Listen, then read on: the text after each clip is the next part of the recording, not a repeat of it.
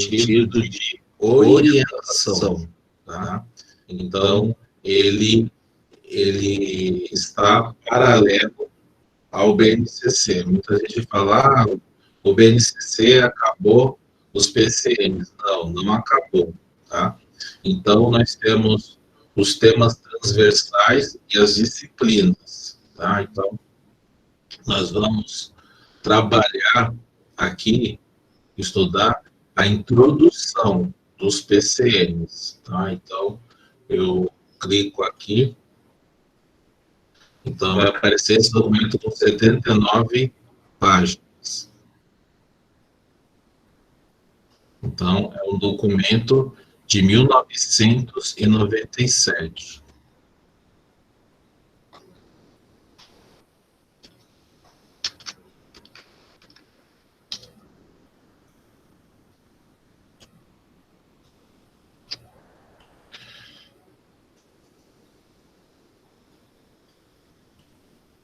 Então, vamos comentar aqui esse documento.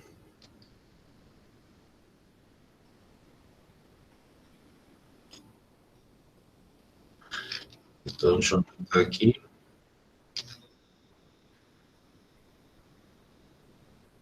Então, nós temos aqui um ponto importante, questão dos PCNs aqui, a parte do sumário, né? Então, o que são os parâmetros, falando da organização, falando dos princípios e fundamentos.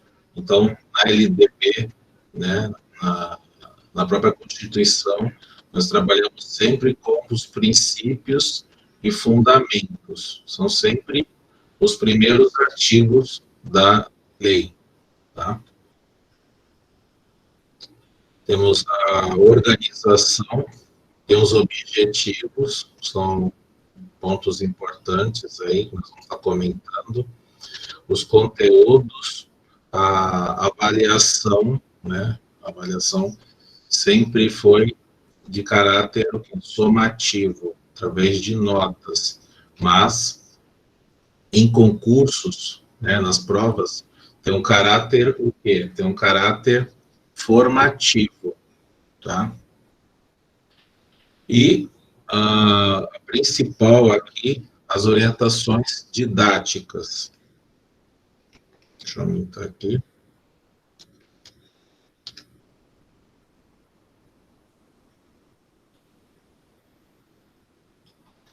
Acho que melhorou agora.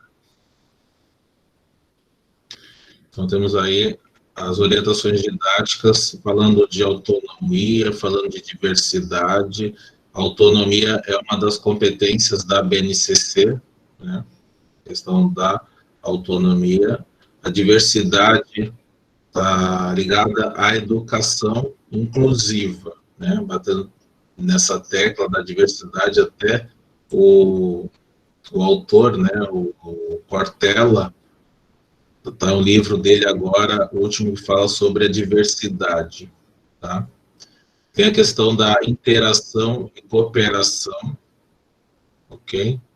E a disponibilidade da aprendizagem. Aprendizagem, né, a gente tem a aprendizagem significativa, aprendizagem significativa do Ausubel, Piaget fala sobre aprendizagem, Vygotsky fala sobre aprendizagem. Então, fiquem atentas à questão do edital, sempre fala de aprendizagem e, de uma forma implícita, eles entram, tá? Aqui tem a organização do tempo e do espaço, é até dica para vocês estudarem aí para concurso, falando do tempo. Sempre bato nessa tecla também do tempo, né? O ativo mais importante é o quê? É o tempo ou o dinheiro, né? Então, você quer ser aprovada agora, né, em 2020, ou você quer ser aprovada em 2025, 2027, daqui a 5 anos ou daqui a 7 anos. Então, questão do tempo aí também muito importante. E aqui a estrutura da organização dos PCNs. Então, vamos estar comentando aí todos eles, os objetivos são importantes. Eu li aqui lá 2 páginas, achei muito interessante. Áreas e os temas transversais, também vocês devem saber, né? A ética, a questão da pluralidade, da sexualidade, agora tem a nutrição, né? Questão da nutrição e outros assuntos. Então, vamos lá.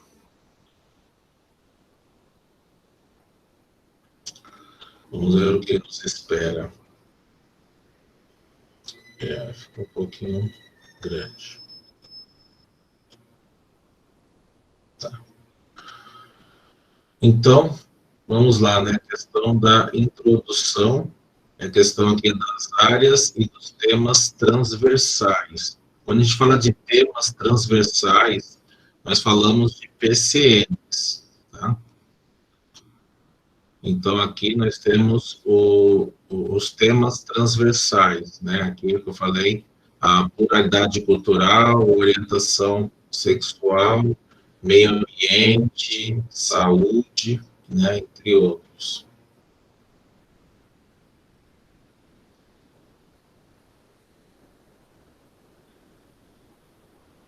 O que eu ia falar para vocês é o seguinte: hoje, essa aula, é bom você pegar um caderno e escrever lá o que é, sabe? O que é isso, o que é aquilo, e depois vocês procurarem, pesquisarem. Então, hoje, nós vamos atrás dos porquês, né? Então, vamos lá. Sobre os PCNs, né? É um referencial de qualidade para a educação do ensino fundamental em todo o país. Então, a questão aí da qualidade, tá? A questão da qualidade aí é importante, ok? No caso aqui, ele tem aqui a questão da competência política executiva dos estados e dos municípios, tá?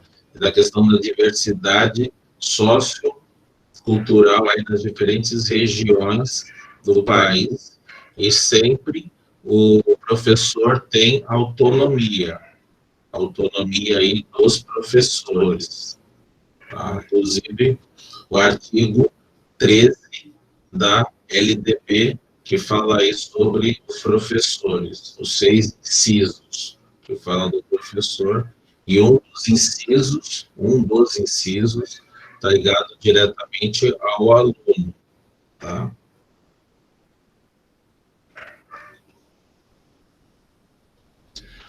Quando nós falamos de diversidades, né, falamos desses assuntos, tá? Culturais, regionais, étnicas, religiosas e políticas. E, claro, né, aquilo que a gente já falou lá na BNCC, a nossa vida, ela é complexa, ok? Deixa eu só verificar aqui.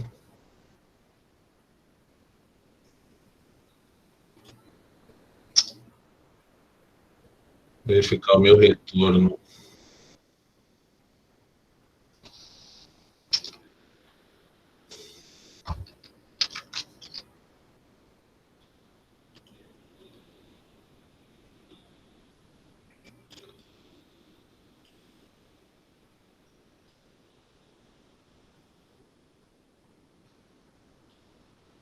Tá. Vamos lá, então. Então, o nosso PCN, né, a vida ela é complexa, e a questão da cidadania, né? A cidadania, essa igualdade, né, é importante, a igualdade, e tem um breve histórico, né, da primeira LDB, de 1971,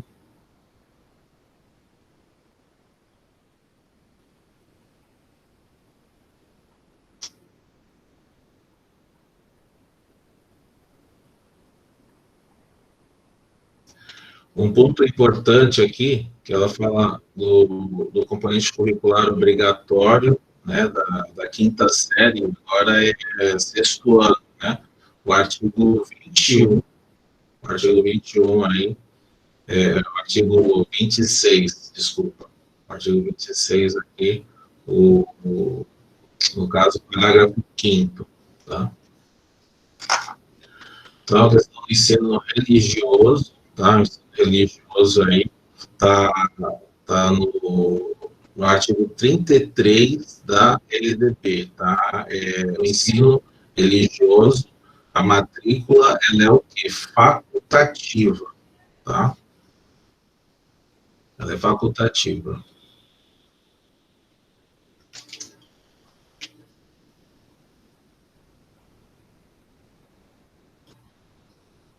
Vamos lá.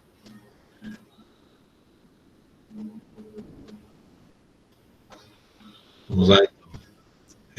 Matrícula facultativa. Então, aqui, sem onerar as despesas públicas, né, ele deve manter a orientação aqui da política, a política educacional brasileira, tá? Aqui que eu falei para vocês, no artigo 33, tá?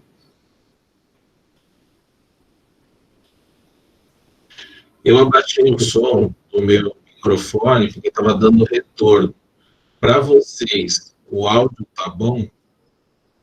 Ou ficou baixo quando eu abaixei aqui? Queria ver esse retorno no chat, ou continua a mesma coisa. Hein, professor? O retorno não tá bom, porque o senhor está com 2 áudios abertos. Ah, tá. Isso que eu imaginei. Tá. É que eu estou ouvindo minha própria voz, aí tá me deixando agoniado, aperreado, viu? Peraí. Por que tá dando 2 retornos? Ai, ai, ai. Deixa eu ver, por que tá dando 2 retornos?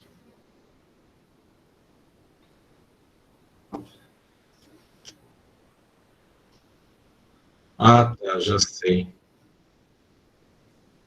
Já sei, estou com duas salas abertas. Já sei quem foi o Raul. Ele abriu hoje vários usuários. Vou fechar um aqui, tá? Deixa eu ver. Pronto. Deixa eu ver agora. Ah, Agora ficou ok. Ah, ó, tá vendo? Ai, Raul, viu? Ele ficou na aula ao vivo hoje do sexto ano. Aí depois que a professora saiu, ele abriu 7 Rauls, não sei para quê. Ficou dando risada e falando aqui comigo. Ai, ai, ai, criança, viu? Tá, agora ficou ótimo, beleza. Agora acho que dá para aumentar aqui, que não vai ter meu retorno. Beleza. É isso aí, o Genil Zé, tá certo. Tem que falar, viu, gente? Não tá legal, fala que eu arrumo aqui, tá? Ao vivo é assim mesmo. Vamos lá, então, vamos continuar, tá? Ai, agora sim, nossa, que alívio. Vamos lá. Então, a LDB, tá? Ela tem aí propósitos, os objetivos, que é o que? Relacionado à cidadania, tá? Para esse educando poder ter uma aprendizagem, tá? Então, é importante aí sempre o vínculo da família e os laços de solidariedade humana, tá? Falando lá da Revolução Francesa, né? Igualdade, liberdade, fraternidade. Então, fraternidade é igual a solidariedade, é igual a gratidão, é igual a comunhão, né? Então, tá tudo relacionado aí, tá? A questão aí da questão da solidariedade, tá? Relacionado à fraternidade, tá bom? Vamos lá, então, vamos continuar aqui, a questão aí dos PCNs, tá? São 97 páginas, claro que eu vou estar passando algumas, tá? Vou estar comentando alguns parágrafos aí para vocês, tá? Então, aqui falando um pouco do passado, né, aqui até a questão de distribuição, onde tem mais alunos, né, onde tem mais escolas distribuídas por região. Então, nós temos aí a região sudeste, a região, depois em segundo lugar, vem a região nordeste, né, com questão de matrículas, tá, distribuição aí de matrículas. A questão, claro, o Sudeste é muito mais populoso, né? Tem São Paulo, Minas Gerais, Rio de Janeiro, né? Espírito Santo, mas a questão do estado de São Paulo e Minas, né? São os maiores estados aí populacionais, né? Rio de Janeiro também, né? Então, aqui falando aqui da zona rural, da zona urbana, a parte dos estabelecimentos, né, de localização onde tem mais escolas, né, a questão aí do distribuimento das escolas, estabelecimentos, e aqui é questão de matrícula, né, claro que a área urbana, a população é maior do que a zona rural, tá?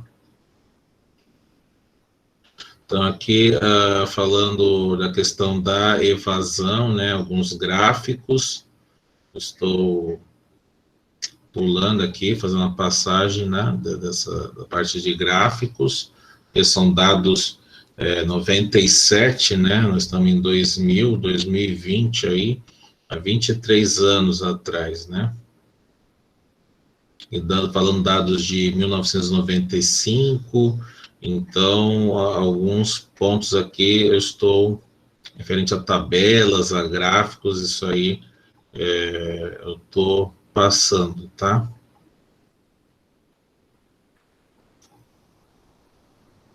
Então, nós estamos agora falando de princípios, tá? Princípios e fundamentos. Então, é importante essa parte aí dos princípios e dos fundamentos. Então, sempre, né, numa sociedade democrática, ao contrário do que acontece nos regimes autoritários, né, a questão aí a questão do processo educacional, né, não pode ser instrumento para a imposição. Aquela parte, né, de democracia, de um processo democrático, tá, de dimensões mais amplas, ok? É importante aí nesse processo democrático a questão do acesso à educação de qualidade para todos e a possibilidade da participação social, né? Falando muito aí a questão da proposta educacional desse processo, tá?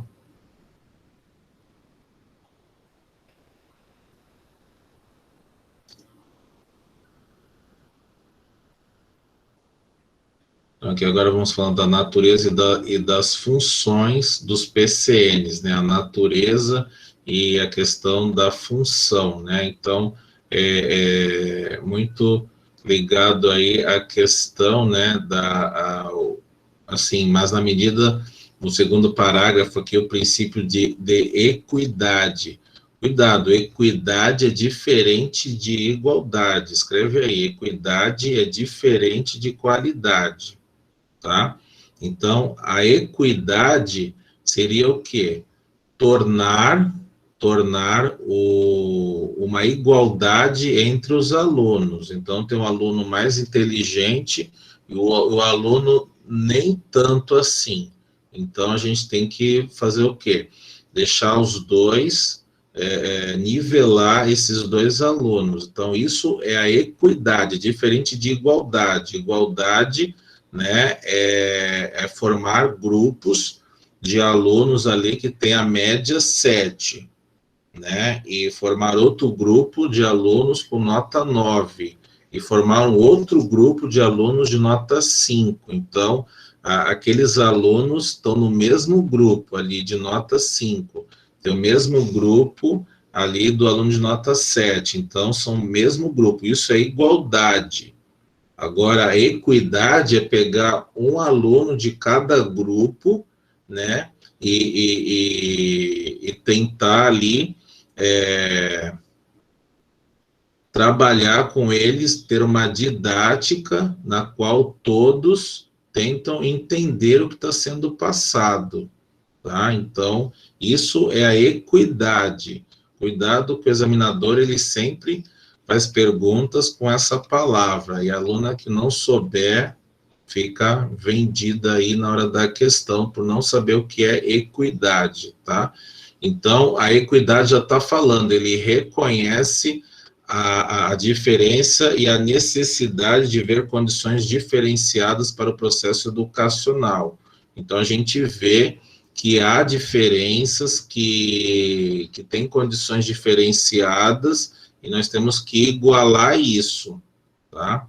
Isso é a equidade, tá?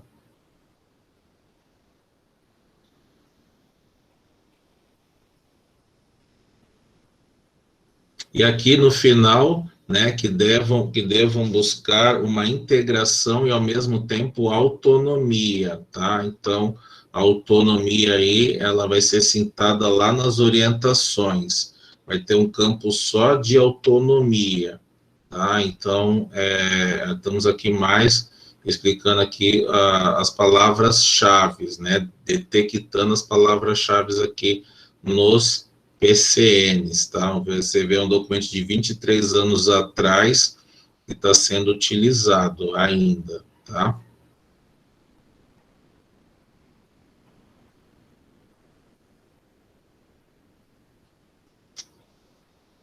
Então, aqui, os PCNs estão situados historicamente, não são princípios atemporais, né? Então, assim, está falando que não são princípios atemporais. Então, o que é atemporal? Né? A gente tem aqui temporal, é por um determinado tempo, né?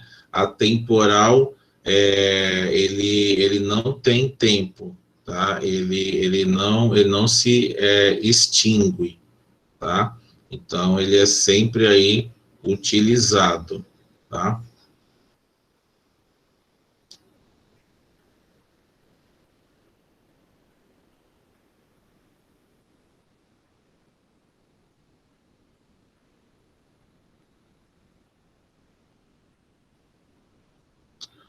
Vamos lá, se não me engano, a Rosângela falou uma vez, professor, dá uma aula sobre tendências pedagógicas. Então, dentro dos PCNs, olha só, hein, eu falei, mas onde estão essas tendências pedagógicas? Que documento que está essas tendências?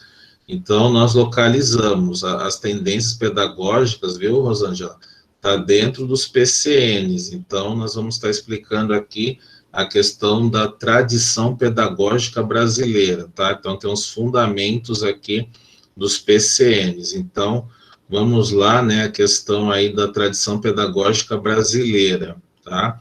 Então, aqui, né, determina, né, a questão da aprendizagem, determina a compreensão dos papéis do professor e do aluno, né? Então, a discussão dessas questões é importante para explicar os pressupostos pedagógicos e subjacentes, né, às atividades do ensino, na busca de sempre o quê? De uma coerência, tá? De uma coerência aí, então, tais práticas constituem o que? A partir de concepções educativas e metodológicas do ensino, que permeiam que a formação educacional e o percurso profissional do professor. Então, a tendência pedagógica, ela não é obrigatória. Você pode utilizar-se de uma tendência, tá? Você pode utilizar aí de uma tendência, ok?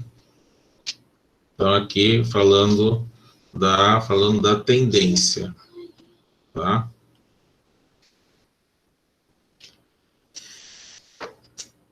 Mas, para lá. Tendências pedagógicas são contemporâneas. As tendências pedagógicas se firmam nas escolas brasileiras públicas e privadas, né? Então, na maioria dos casos, não aparecem de forma pura. Então, não é obrigatória essa tendência pedagógica, tá? Tem aí características particulares, tá? De mais de uma linha pedagógica. Então, aqui tem a análise das tendências pedagógicas no Brasil, tá? A influência de movimentos educacionais internacionais. Então, a gente tem influências do exterior, né? De Vygotsky, de Piaget, né? De outros autores aí da nossa educação, né? Tem o Edgar Morin, tem o Felipe Pirrenot, o Maurício Tardif, então tem vários educadores estrangeiros que acabam influenciando, tá? Vamos lá, então, para a primeira tendência, né? A gente tem a pedagogia tradicional, isso aqui cai na prova, tá, gente? Então, aqui está falando a tendência, a pedagogia tradicional, tá? Que é o quê? É uma educação centrada no professor. Então, Paulo Freire, ele é um crítico da tendência dessa pedagogia tradicional, que ele considera o quê? Como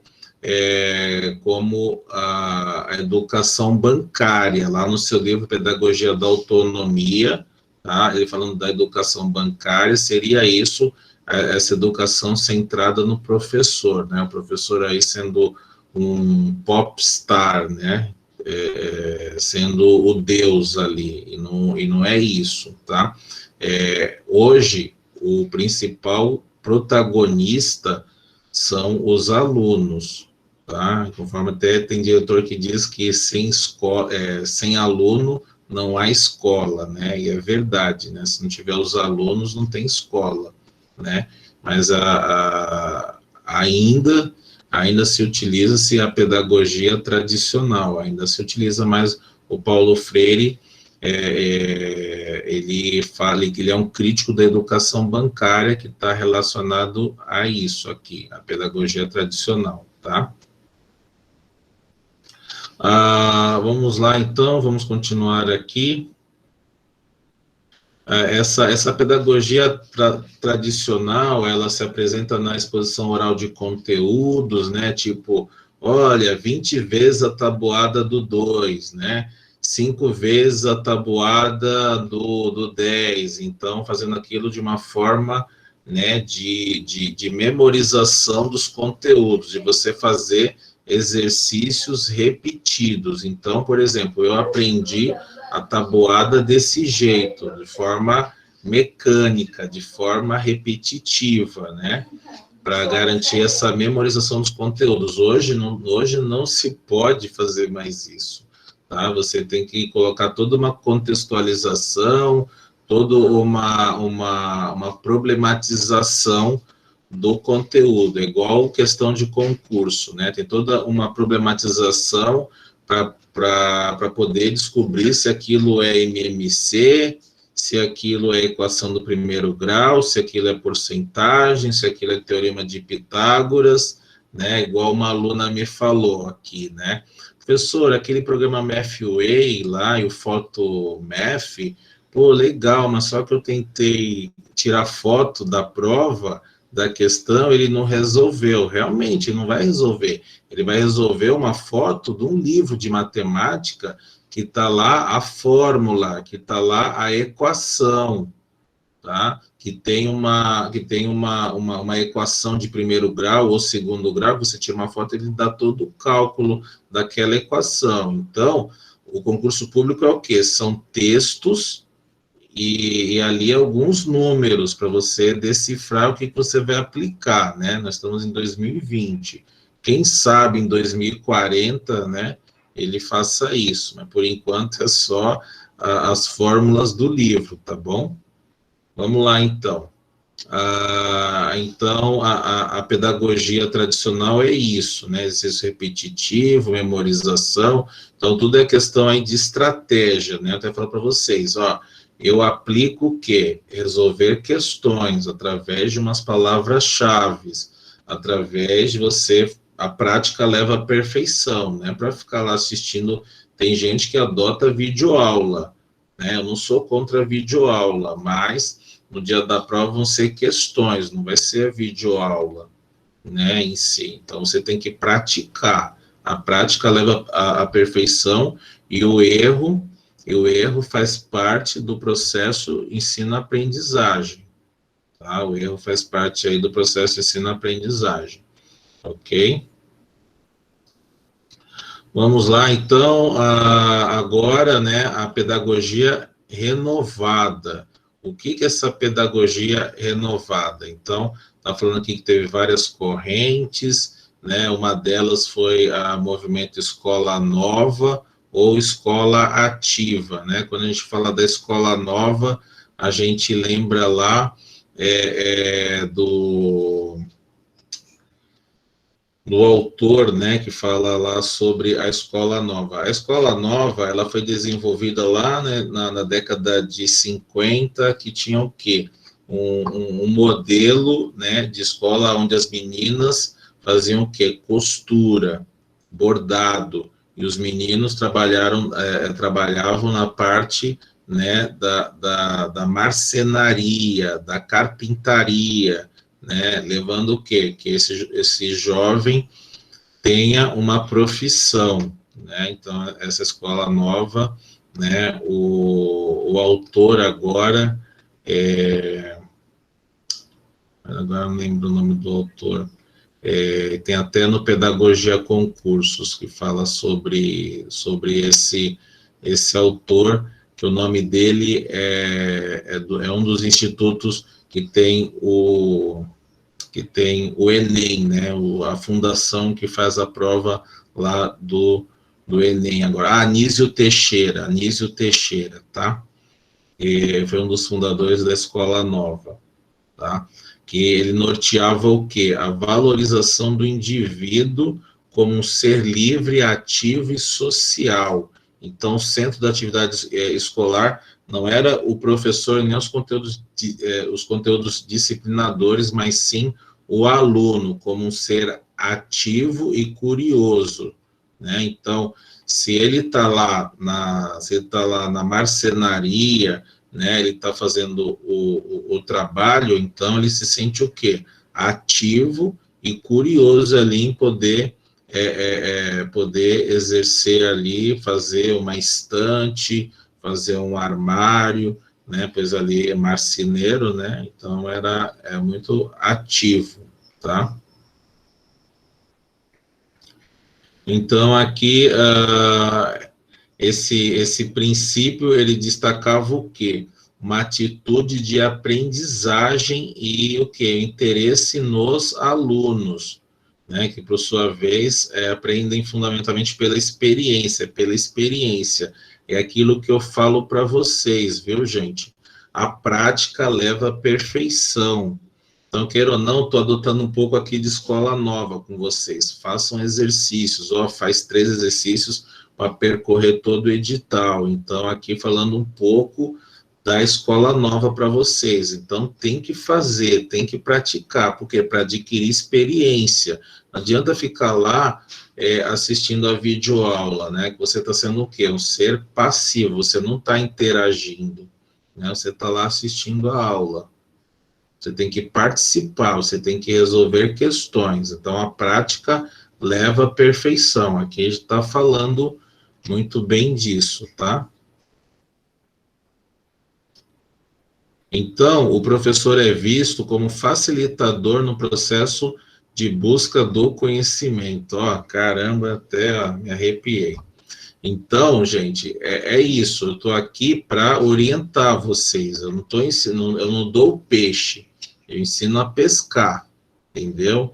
Então, é isso. A partir disso, né, até aqui falando do professor, às vezes quando você recebe uma ligação, né, que a gente marca, vou marcar uma videoconferência, é porque tem 3 motivos, né? Ou você não está fazendo os exercícios, ou você está com a nota baixa, não está evoluindo, ou a questão você está desmotivada, né? Pode ser esses 3 motivos que eu esteja ligando para você. Se eu não estou ligando, é porque está tudo bem, né? Você está lá deslanchando no curso, tá? Vamos lá, então, vamos continuar aqui. Então, Vamos continuar aqui com as tendências pedagógicas, tá? E aí a gente tem a questão do tecnicista, tá? O tecnicista aqui, na década de 70, lá no tempo dos militares, da ditadura, né? Teve um tecnicismo educacional, né? Então, inspirado nas teorias behavioristas de aprendizagem da abordagem sistêmica do ensino, né? Que definiu a prática altamente controlada e dirigida pelo professor com atividades mecânicas inseridas numa educação rígida e passível, ser totalmente programada em detalhes, né? Então, por exemplo, eu lembro do meu ensino fundamental 1, né? A primeira série e a segunda série, que era ali, né? Uma camisa branca, shorts azul, meia branca e, nossa, naquela época quem tinha um quichute era Nike, né? Como se fosse Nike. Então, e o meu quichute, né? E estava escrito lá na camisa, né?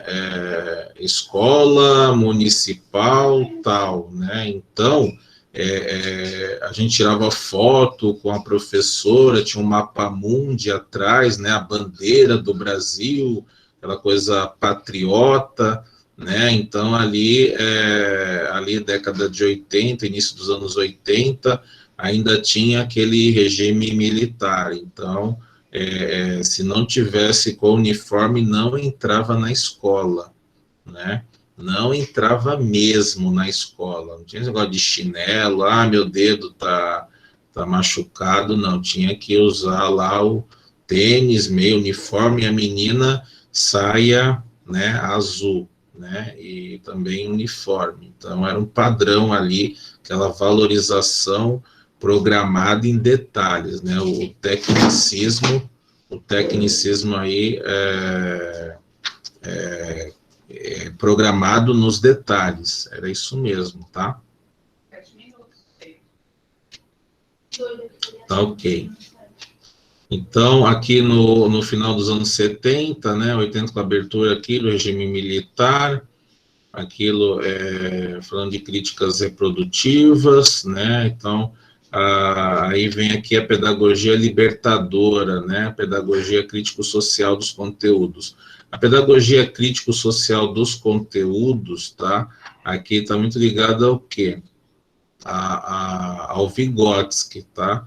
Uma tendência aí do Vygotsky, tá bom? Nós temos aqui a pedagogia libertadora, né? Teve suas origens aí no final dos anos 50 e no início dos anos 60, né? Pedagogia libertadora.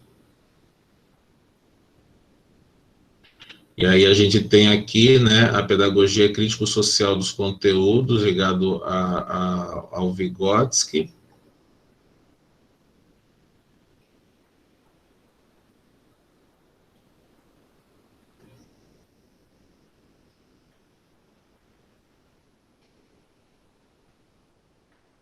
Então, a proposta dos PCNs, né, reconhece a importância construtiva do aluno e, ao mesmo tempo, a intervenção do professor, tá? Para a aprendizagem dos conteúdos específicos que favoreçam aí o desenvolvimento e a capacidade da formação do indivíduo. Então, essa é a orientação proposta aqui pelos PCNs, tá? Então, ele reconhece a importância construtiva do aluno, né, e, ao mesmo tempo, a intervenção do professor para a aprendizagem dos conteúdos. Então, é aquilo que eu falei para vocês. Eu acabo o quê? Fazendo essa intervenção, tá? Acabo fazendo essa intervenção por aqueles 3 motivos que eu falei, né? Não está fazendo os exercícios, a nota continua a mesma, né? A nota não houve uma evolução. Então, vamos ver o porquê está acontecendo isso, né? Então, esses são os motivos, tá? De eu estar ligando aí para poder fazer essa intervenção, tá bom?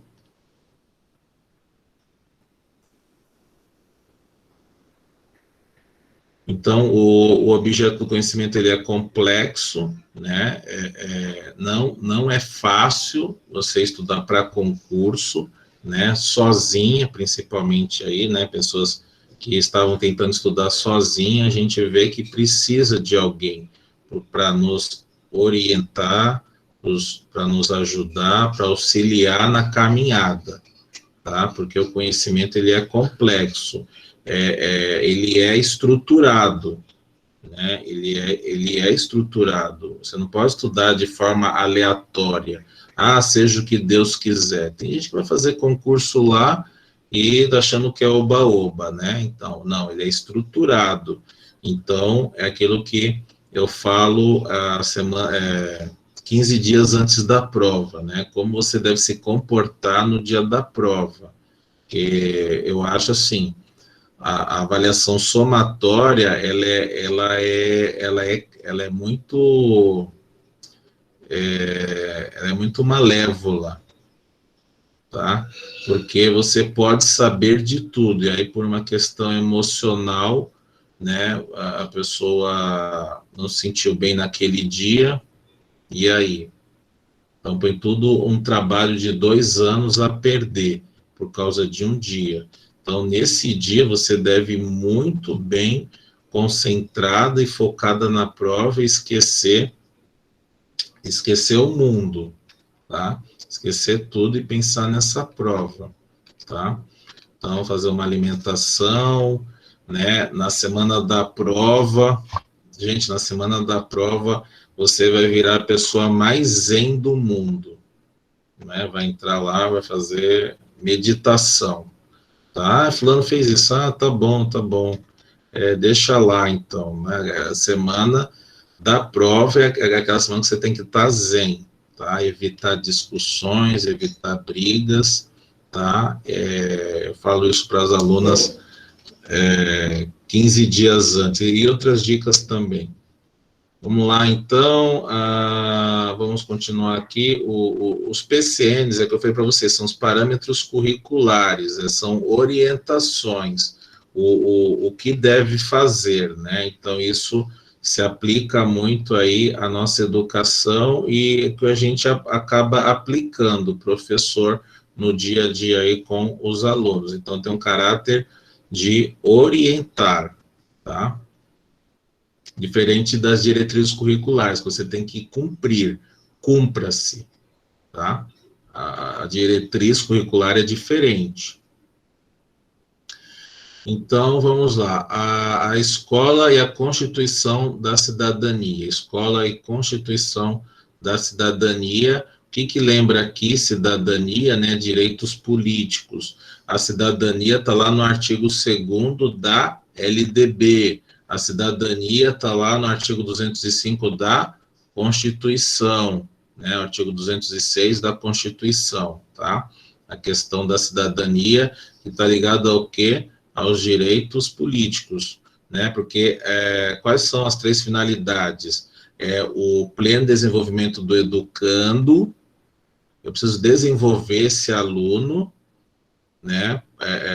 Características que ele seja, ele saiba os conteúdos, tenha educação, apesar que a educação vem da família, né?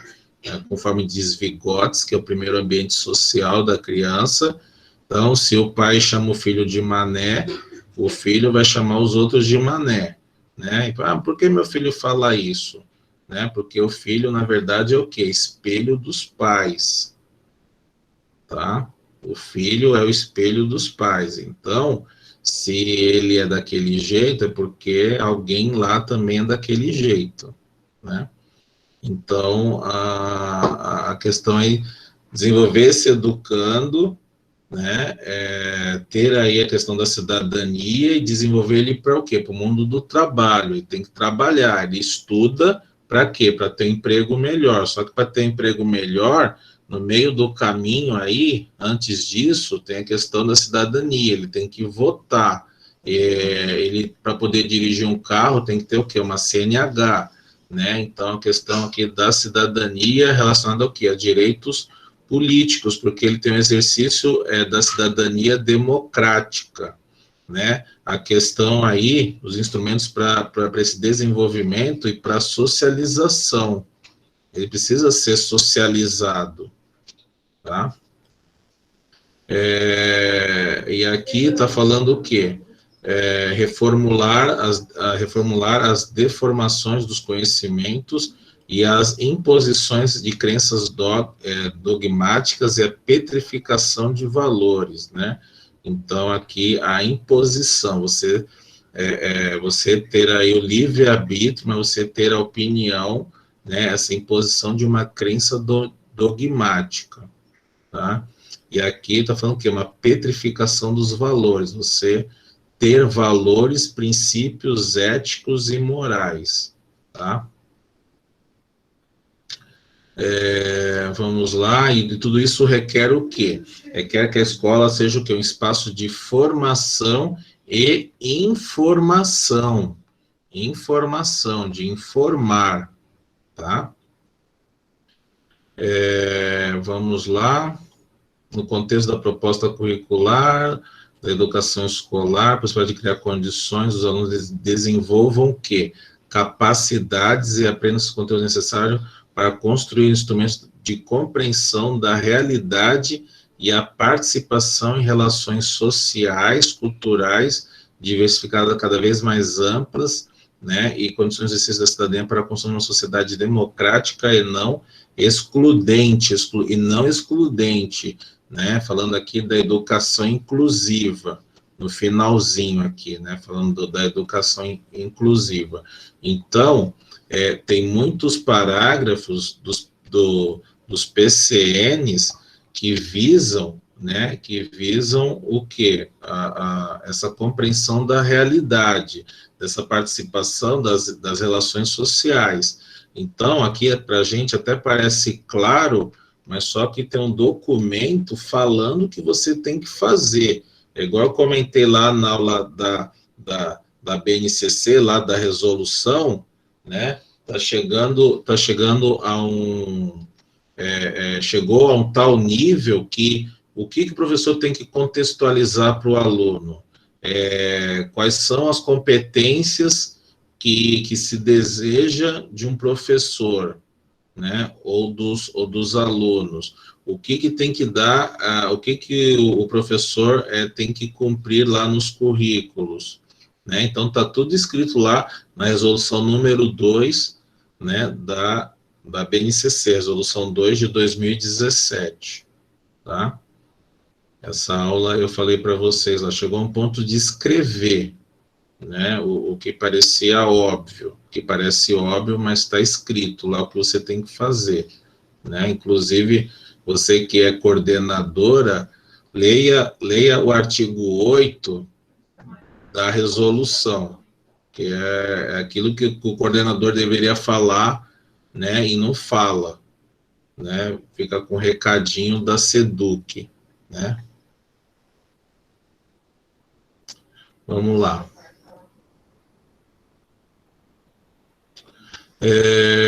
Aqui a função socializadora, já falamos disso. A escola tem uma perspectiva da construção da cidadania, que está falando lá no artigo 2º, que está lá falando no artigo 206 da Constituição, artigo 2º da LDB. Então, aqui vocês veem que os parâmetros tá detalhando o que está lá no artigo da Constituição, né? Que a gente fala desse desenvolvimento das capacidades com relação interpessoal, cognitiva, afetiva, motoras, inserção social, falando tudo isso do desenvolvimento do educando, tá? E aí tem as questões da globalização, das transformações científicas, tecnológicas, né, para uma discussão ético-valorativa da sociedade. Aqui, tá, até aqui, transformações científicas, tecnológicas e a globalização, devido à pandemia, acelerou esse processo, pois agora temos aulas online, nós estamos fazendo videoconferência, né, tem pessoas que aprendeu aqui, com pedagogia com cursos, né, como se diz lá nos princípios, né, da LDB, no artigo 3º, né, a tolerância, né, até a Odete, nossa, professor, como você tem paciência com a gente aqui, comigo, né, meu Deus do céu, meu marido fala que você tem paciência. Gente, eu sou professor, eu explico ali para o aluno 5.000 vezes quanto é 2 vezes 3 para a criança, entendeu? Você tem que ter essa tolerância, está lá escrito o apreço à tolerância, então você tem que ser tolerável. Se você tem essa profissão de professora, você tem que estar exercendo agora, tem que ter essa capacidade de ensinar e ter paciência com a criança, entendeu? Pois ela não sabe o conteúdo, né? Porque na verdade nós temos o quê?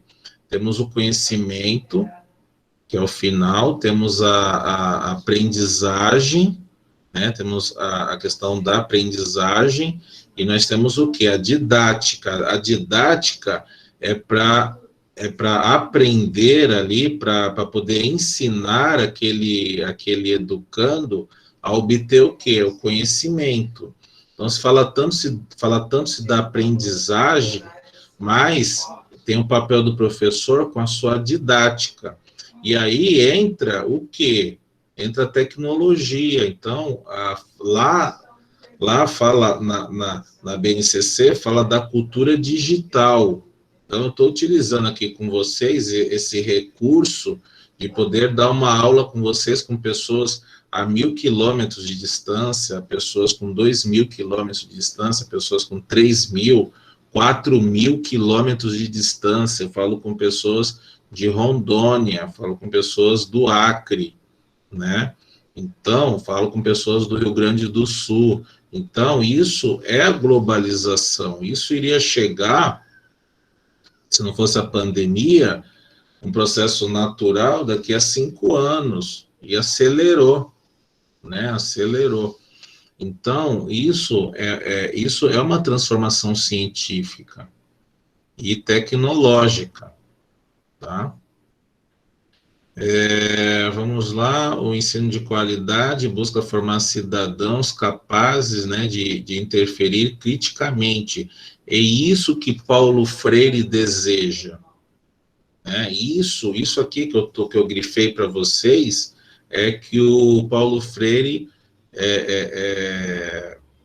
desejava, né? Deseja que as pessoas sejam formadores de opinião. Não aquelas pessoas que dizem amém para tudo. Ai, amém, amém, amém. Não sabe dizer não.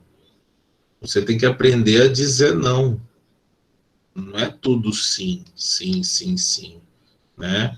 Não concordo por causa disso, disso, disso. É igual aqui na aula ao vivo. Eu estou fazendo aula ao vivo. Caramba, eu estou com microfonia. Cara, o que está acontecendo? Eu colocando ali, vendo ali, aí a Rogenildes falou, professor, realmente está com microfonia, e pô, mas deixa eu ver, depois eu fui ver, tinha 2 menus abertos, é para ter um, então eu estava ouvindo minha própria voz, e vocês perceberam que no início eu não estava bem, não estava confortável ali, entendeu? Então, é isso, um ajuda o outro, entendeu?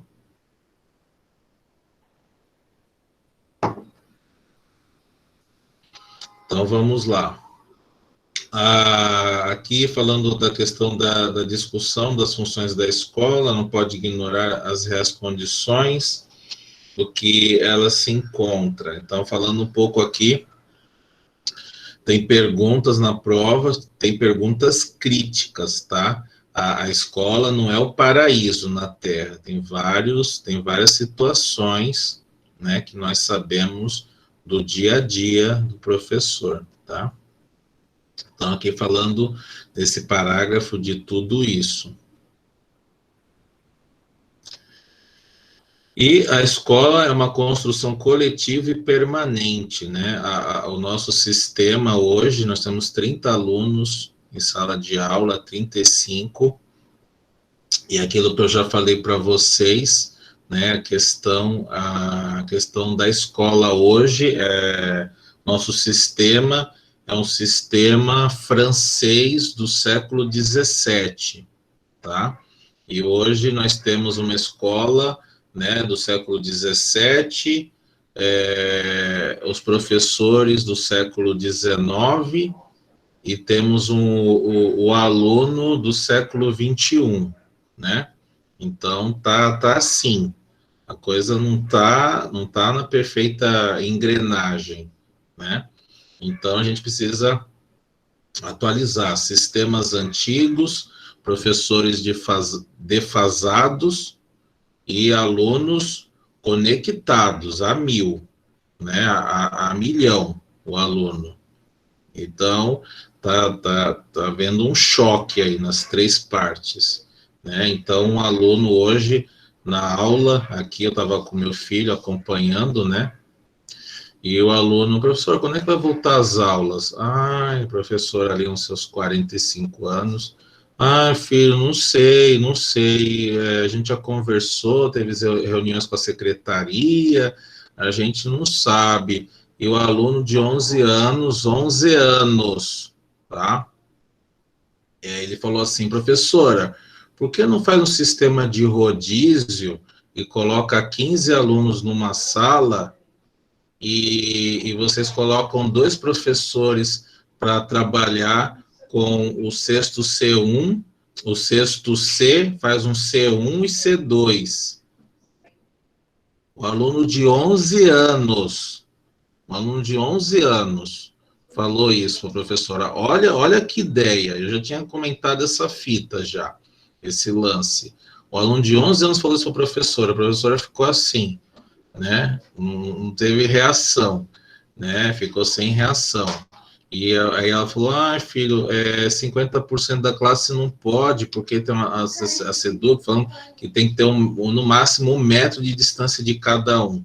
Então, aí a professora falou assim, né, que é 25%, tem que ter 30% dos alunos. Então, se for adotar isso, não vai contratar um professor, vai contratar 2 professores. 2. Você imagina, né, se for esse sistema de rodízio, porque não tem dinheiro para construir escolas, né? Não tem dinheiro para construir escolas, então não tem dinheiro para construir as escolas, então vai ter que contratar o quê? Professores e fazer um sistema o quê? De rodízio, um sistema de escala, né? Vamos lá, então. Vamos continuar aqui, então, a construção coletiva e permanente, né? Então, falando aqui da degradação do sistema brasileiro, né? Fazendo aí a questão crítica de novo, né? Uma questão crítica.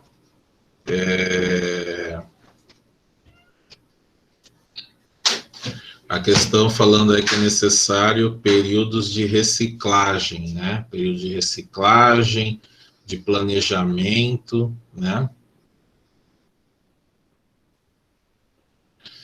E aí a gente tem aqui, né? Nós estamos na metade, né? Eu vou fazer na próxima aula parte 2, tá?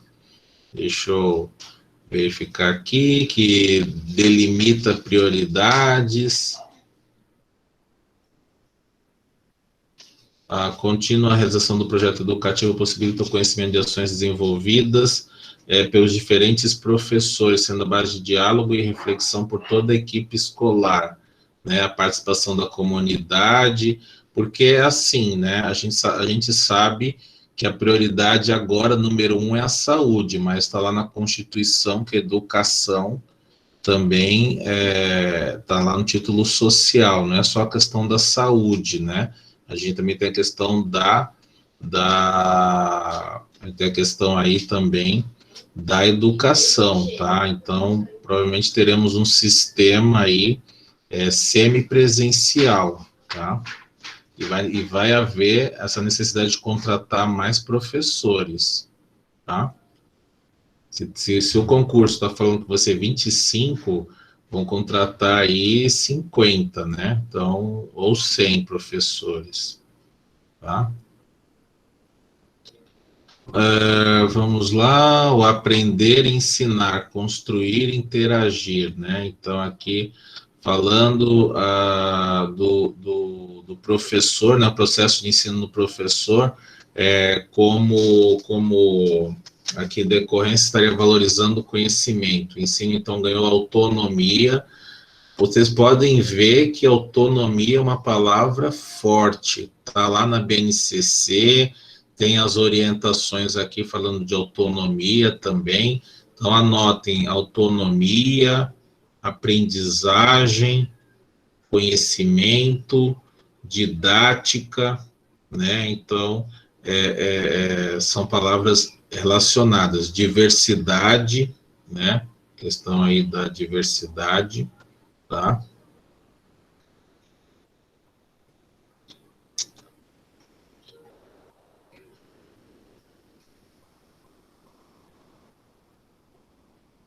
Então, a perspectiva construtivista da educação é conferida por princípios explicativos do desenvolvimento e da aprendizagem humana que se complementam, tá? Se complementam aí a questão de princípios explicativos do desenvolvimento e dessa aprendizagem humana.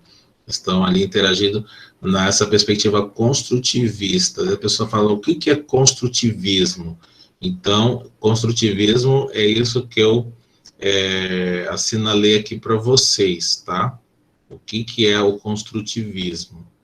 E Piaget fala sobre isso, e um dos autores que fala isso é o César Coll, tá? O César Coll, outra influência europeia, né? Então, aqui de novo, falando, né, dessa parte do marco explicativo construtivista, ok? Porque, na verdade, o núcleo central dessa integração, né, do reconhecimento da importância da atividade mental construtivista nos processos da aquisição do conhecimento. Então, qual é o grande objetivo aqui da educação? Né, falei de aprendizagem, falei de didática, mas o objetivo final é o quê? É o conhecimento. É você adquirir o conhecimento. Então, o resultado, o que você almeja, o que é? O conhecimento. E o conhecimento você vai aprender como? Praticando, tá? Podem ver, o processo mais natural do mundo, uma criança, né? Eu sempre lá relaciono a questão da criança, lá do bebê, né? A questão da criança. A criança nasce, é amamentada, engatinha, né? Fica em pé, anda, depois que ela anda, aprende a andar, ela corre. Vocês já viram o manual para o bebê andar? O manual, ele aprende o quê? Sozinho, por erros, né? Que quando ele fica em pé, né? Quando ele fica em pé, ele começa a andar, ele cai. Por isso que tem, às vezes, o andador, né? Tem o andador, mas é o processo natural. Já viu o manual para a criança poder andar, um bebê, criança, manual para correr, manual para andar? Não, né? Etiqueta para andar, bebê, criança? Não, né? É um processo natural. E aí ele adquiriu como? Né? O conhecimento, né? E o processo final de tudo é o quê? Aprender a andar, aprender a depois correr, né? Mas tudo é o quê? É um grau, né? Cada etapa é o quê? É um degrau que ele foi alcançando. É igual, vejo, a aluna já quer passar no concurso, mas como você vai passar no concurso? Praticando, resolvendo questões, você vai errar, vai ter questões fáceis, vai ter questões intermediárias e vai ter questões difíceis. Então, você tem que ir praticando. Eu sempre falo aqui, é melhor errar comigo do que errar no dia da prova, né? Tá? Então, aqui, a atividade construtivista físico-mental permite interpretar a realidade e construir significados, ao mesmo tempo que permite construir novas possibilidades de ação e de conhecimento. É isso. Pronto, está aqui em 2 linhas, aqui o que nós fazemos, né? Nós temos que construir o quê? Significados. Tá? O que são significados? É uma plataforma. Esses significados é o quê? Uma plataforma. Esses significados é o quê? São as metodologias, as palavras positivas, as palavras negativas. Você pode fazer os exercícios, imprime lá as palavras positivas e negativas, fica lá, o papel lá, assim mesmo. Peraí, deixa eu ver essa questão. Opa, tem aqui o detrimento. Opa, está aqui na lista do professor. Eu vou riscar, então essa pergunta está errada. Ah, peraí, segregação. Ah, essa questão eu vou também riscar, porque está aqui, está aqui. Você pode imprimir, pode ficar com você, fazer exercício, você vai treinando, entendeu? As palavras-chave, com a prática, você vai acabar decorando aquilo. Eu falo para vocês aqui, gente, ó, o artigo 33 é da matrícula lá, facultativa do ensino religioso. Olha, o artigo 4 da resolução da BNCC fala sobre as 10 competências. O artigo 8 da resolução fala como o professor deve contextualizar em sala de aula. O artigo 5º da Constituição tem 77 incisos. Então, isso é o quê? É a prática, entendeu? Você vai adquirir essa prática com o tempo. Como? Treinando. Mas se você não treinar, não resolver questões, o professor errou, já errei muito. O professor já repetiu no concurso? Repeti vários, entendeu? Só que eu estou aqui para vocês obterem o quê? O caminho, para poder desviar do caminho das pedras, né? Então, para vocês não caírem, para vocês não serem reprovadas. Como? Então, eu explico para você aqui as estratégias para você não ser reprovada no concurso. Eu estou com vocês. Vocês não estão sozinhos. Eu acredito mais em vocês do que vocês mesmos. Inclusive, tem uma postagem lá no Instagram que eu já escrevi essa frase, né? Então, nós temos centenas de alunos aprovados em todo o Brasil. Então, esse método é eficiente, é eficaz, tá? E aqui é tudo isso, e ao mesmo tempo permite construir novas possibilidades de ação, ação que você tem que fazer exercícios, que você tem que praticar, para ter o quê? Para adquirir o quê? O conhecimento, que é o quê? É o dia da prova, e você vai arrebentar, você vai chegar na prova e tirar 80%. Tem alunas que dão risada, que falam assim, nossa, foi o senhor que fez a prova? Não, não fui eu, mas caiu tudo. Claro, porque a gente seguiu o edital. Também se não seguir o edital, entra com recurso, tá? Vamos lá, então, nós vamos fazer uma parte 2, tá? Do PCN.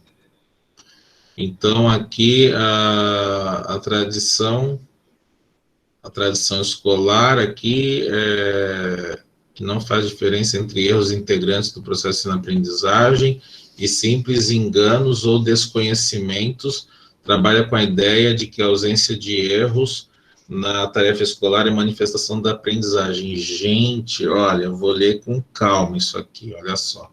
A tradição escolar que não faz diferença entre erros integrantes do processo, que não faz erros integrantes do processo de aprendizagens e simples enganos ou desconhecimentos, trabalha com a ideia de que a ausência de erros na tarefa escolar é a manifestação da aprendizagem. Gente, é aquilo que eu falo para vocês. O erro faz parte do ensino, do processo de ensino-aprendizagem. Aqui está falando bem, ó, que não faz diferença os erros integrantes do processo de aprendizagem ou simples enganos ou desconhecimentos. Então, ele trabalha o quê? Com a ideia de que essa ausência de erros, na tarefa escolar é a manifestação da aprendizagem. E tem professores que fica condenando o aluno que tirou a nota, estudou pra caramba e tirou nota 4, e tirou abaixo de 5, né? Por quê? Porque ele errou, ele foi condenado por essa nota. E, na verdade, é o que eu falo para vocês, o erro está escrito aqui, ó, é a manifestação da aprendizagem.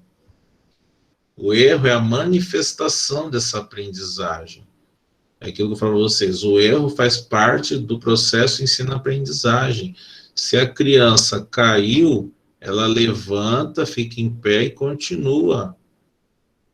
A criança não vai ficar se lamentando, chorando vai porque caiu, dói, né?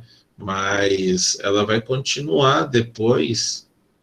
Na verdade, quem é um autor que fala sobre a criatividade, quem mata a criatividade das nossas crianças são os próprios pais.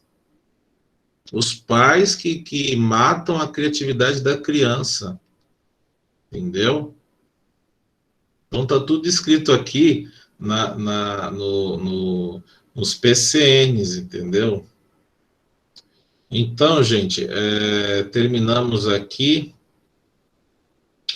Deixa eu ver aqui, conceito de aprendizagem, fala muito de aprendizagem, tá? Cabe ao educador, por meio da intervenção pedagógica, a realização de aprendizagens de maior grau de significação possível, uma vez que nunca é absoluta, sempre é possível estabelecer uma relação que pretende conhecer as possibilidades de observação, reflexão, informação que o sujeito já possui. Então, por exemplo, eu avalio muito, eu dou nota para vocês aqui, eu estou dando nota e eu vou vendo o quadro de vocês, estão evoluindo, vocês estão progredindo.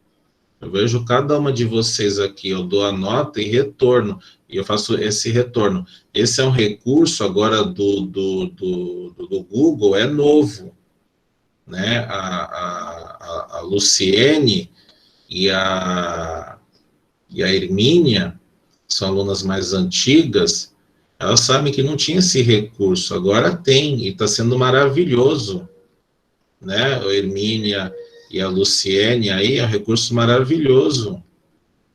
Tá? Eu estou vendo o progresso de vocês, né? Luciene aí, 2 anos atrás, né? A gente já comentou como era, né? E como está agora, né? Então, a nota, ela é um parâmetro para saber como você está, tá bom? E aí vem a questão dessa intervenção pedagógica para promover essa realização da aprendizagem. É aquilo que eu falo, né? A gente marca uma reunião para ver o que está acontecendo. Assim que deve ser, tá? Tudo bem? Então, está tudo escrito aqui. Na verdade, já está falando, os parâmetros são documentos o quê? Orientadores, como o professor deve trabalhar, né? Como professor, não apenas... se você for trabalhar, gente, trabalhar pensando no salário, o salário é bom, mas se você ficar pensando em dinheiro, é aquilo que eu falo, o dinheiro é o seu servo ou é o seu senhor? Um aluno fez essa pergunta para mim no EJA, em 2014, há 6 anos atrás. Ele falou, professor, dinheiro é seu servo ou seu senhor? Eu respondi na hora, não deu nem tempo de pensar. Falei, ó, o dinheiro é meu servo, né? Eu utilizo ele para poder ter o quê? Melhores recursos, para atender as minhas necessidades fisiológicas, né? Então, eu conheço pessoas que o dinheiro é o senhor e se tornam o quê? Escravas.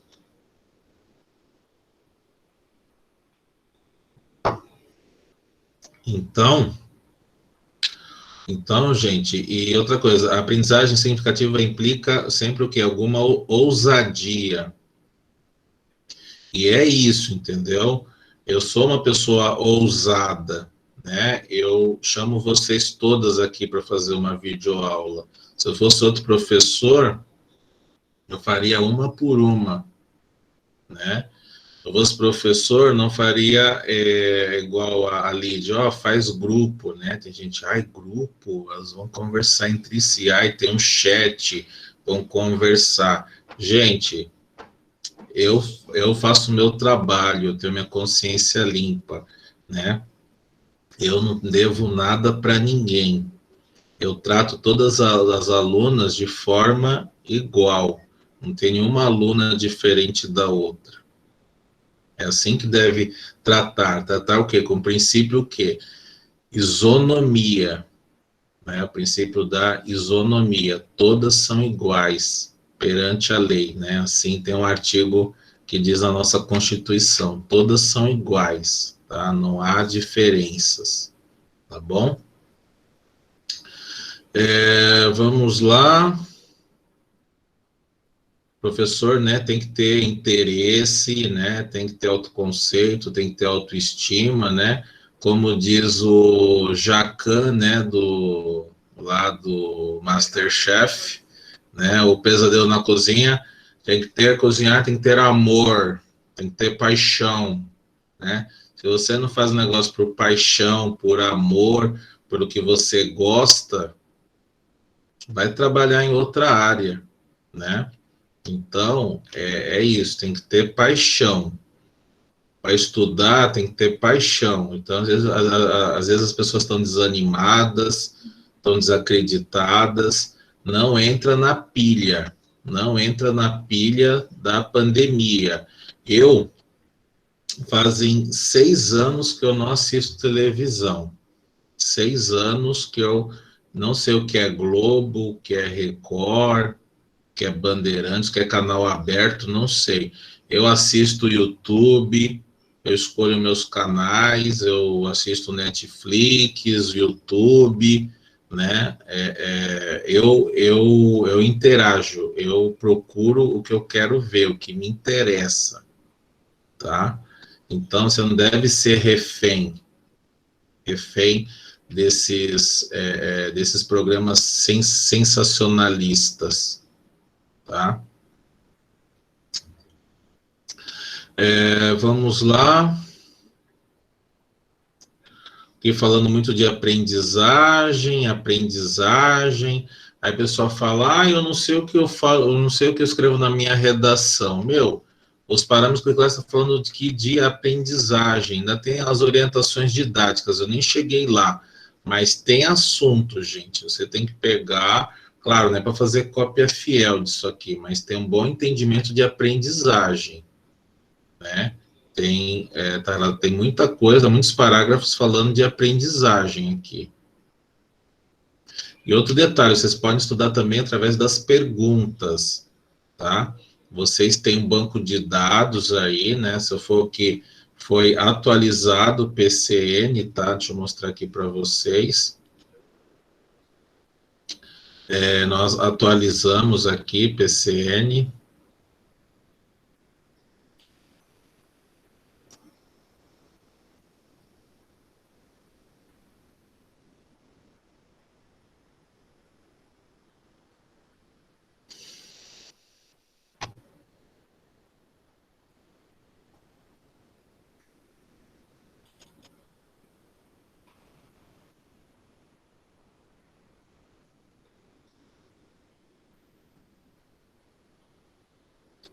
É que na plataforma, ou seja, que a PCN já vai abrir para você, é um atalho, né?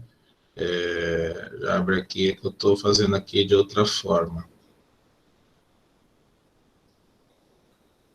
Então, olha quantos assuntos nós temos aqui, né? simulados aqui. PCN.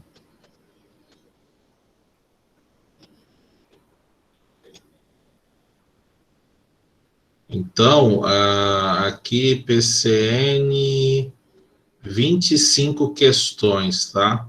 Então, você faz aí 25 vezes 20, né? É só fazer as contas aí, né? Vamos lá fazer uma expressão numérica, né? Vamos lá, 10, 200, 20, 400, e 25 aqui, né? Mais 5, 100. Então, 500 questões. 500 questões de PCN. Você pode estudar através das perguntas. Eu já falei aquilo para vocês, as perguntas são ricas. A pergunta tem um texto de apoio e a voz de comando, tá? Então, é isso, gente. Aqui falando de novo da contextualização, da aprendizagem, né?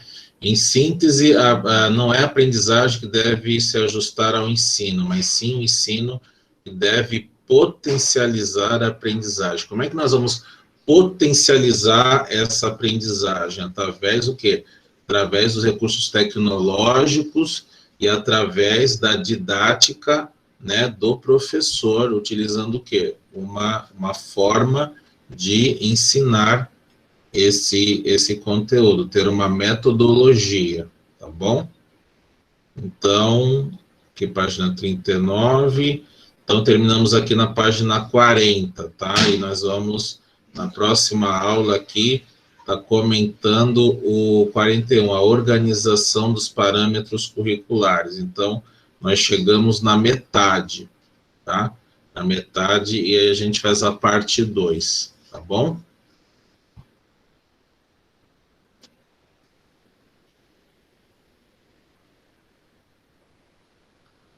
Ok, deixa eu ver.